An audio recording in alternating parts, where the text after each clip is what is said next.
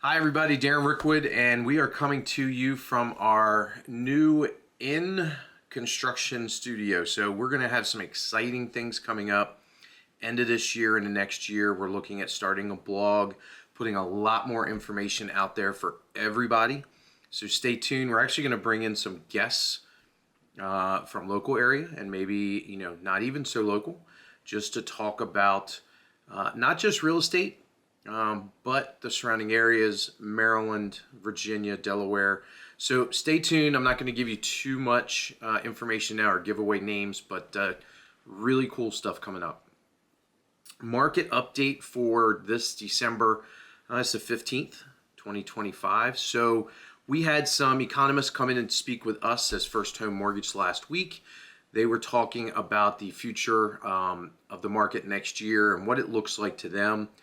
Both were in agreement that the market is really not going to change that much when it comes to rates. So do not expect to see rates down in the low fives or even fours. It is not going to happen next year.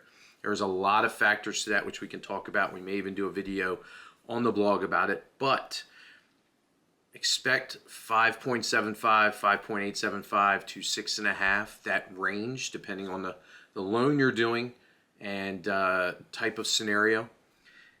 It means if you are a current customer, current mortgage holder, and you are looking to refinance, take advantage of a dip and take advantage of that savings. We already have a lot of people who have missed out on $400 and $500 a month savings thinking rates were going to drop, and they're not.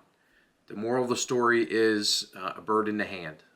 Take advantage of what you have over the next year. If it saves you $3,000, $4,000, $5,000, that is a huge win.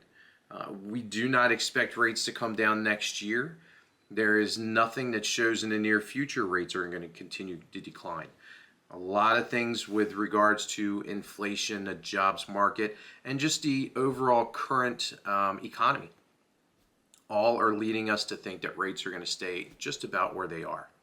So if you are in need or in market for refinancing, getting out of the sevens, mid sevens, upper sevens, now is actually a good time. Or get in process, stand in line, and we not lock the loan until the rate hits a certain spot. But if you're waiting for 5.5, 5.625 with no points to refinance, you're actually going to be losing a lot of money over the next months or even a year.